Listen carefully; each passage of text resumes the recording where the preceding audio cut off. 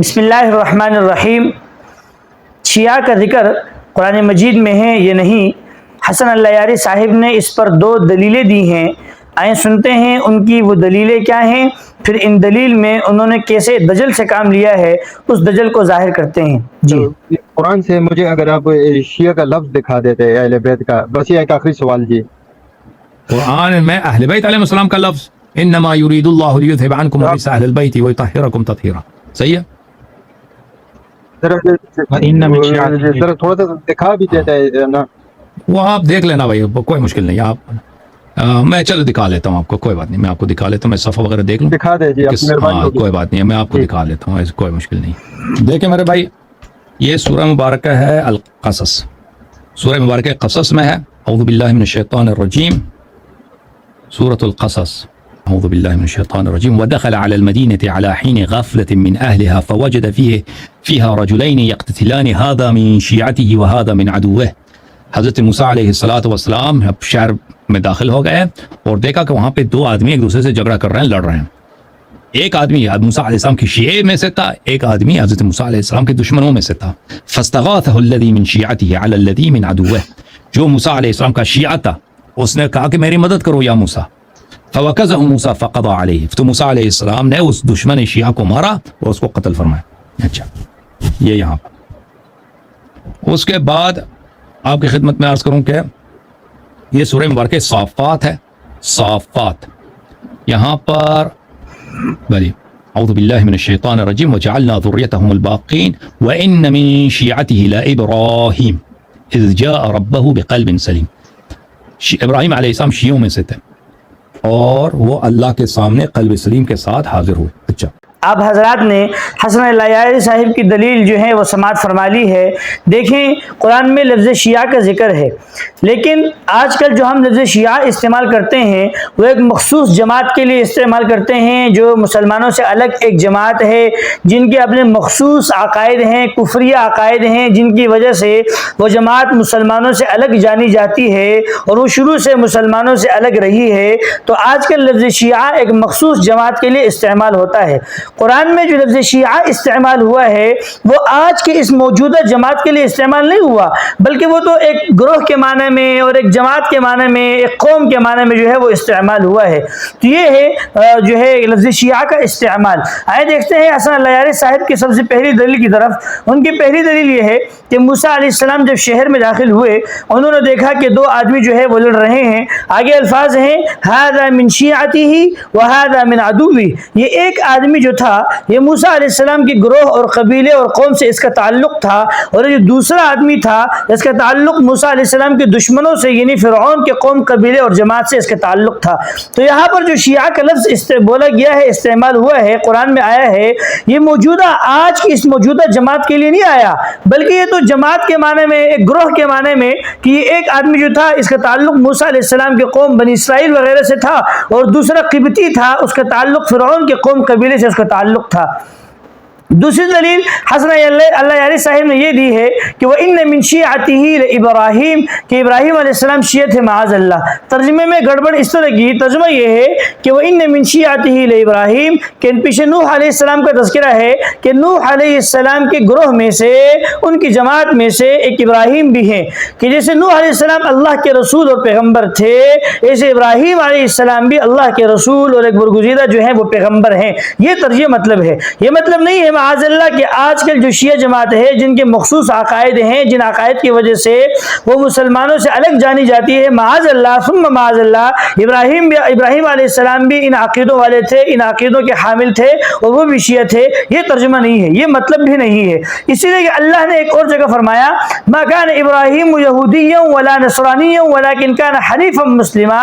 کہ ابراہیم علیہ السلام نہ تو یہودی تھے نہ عیسائی تھے، بلکہ وہ تو یکسو مسلم تھے۔ جب ابراہیم علیہ السلام کا مذہب بیان ہوا تو اللہ نے فرمایا نہ وہ یہودی تھے نہ وہ عیسائی تھے، بلکہ وہ یکسو مسلم تھے، شیعہ نہیں تھے۔ اگر شیعہ ہوتے جو مخصوص عقائد آج اس جماعت کے ہیں، اگر یہ ہوتے معاذ اللہ، تو اللہ یوں فرماتے وَلَكِنْ كَانَ شِيعًا، لیکن اللہ نے فرمایا وَلَكِنْ كَانَ حَنِيفًا مُسْلِمًا، ابراہیم علیہ السلام یکسو مسلم تھے۔ اس سے معلوم ہوا کہ حسن اللیاری صاحب نے اس ترجمے اور دلیل میں بھی ڈنڈی ماری ہے اور حقیقت کو بیان نہیں کیا کیا ہے کہ ابراہیم علیہ السلام معاذ اللہ شیعہ تھے، اور وہ شیعہ جو آج کفری عقائد کے حامل ہیں۔ دیکھیں قرآن میں لفظ شیعہ استعمال ہوا ہے اور کئی جگہ استعمال ہوا ہے، لیکن اکثر مقامات پر، اکثر جگہوں پر لفظ شیعہ کا معنی انتشار پسند، فتنہ پرست لوگوں کے لیے لفظ شیعہ استعمال ہوا ہے، جو دین میں تفرقہ ڈالیں، جو دین کے ٹکڑے ٹکڑے کر دیں، جو نبیوں کا مذاق اڑائیں، اکثر ایسی جگہوں پر لفظ شیعہ کا استعمال ہوا ہے۔ ایک مثال ہے، اللہ تعالیٰ فرماتے ہیں وَلَقَدْ أَرْسَلْنَا مِن قَبْلِكَ فِي شِيَعِ الْأَوَّلِينَ کہ ہم نے آپ سے پہلے شیعوں میں بھی جو ہے وہ رسول بھیجے ہیں، مَا يَأْتِيهِم مِّن رَّسُولٍ إِلَّا كَانُوا بِهِ يَسْتَهْزِئُونَ، ان کے پاس جو کوئی رسول بھی آتے تو وہ یہ شیعہ ان رسولوں کا مذاق اڑاتے۔ اب اگر یہاں پر بھی لفظ شیعہ کا ترجمہ وہی کر دیا جائے جو حسن اللہ یاری صاحب نے ان دو دلائل میں کیا ہے کہ شیعہ کا ترجمہ یہ آج جو جماعت شیعہ پائی جاتی ہے یہ مراد ہے، تو پھر اس آیت کا مفہوم یہ ہوا کہ مَا يَأْتِيهِم مِّن رَّسُولٍ إِلَّا كَانُوا بِهِ يَسْتَهْزِئُونَ، اس آیت کا مفہوم یہ ہوا کہ شیعہ کے پاس جو کوئی رسول بھی آیا ہے، شیعوں نے ان رسولوں کا مذاق اڑایا ہے، ان کی بات نہیں مانی ہے۔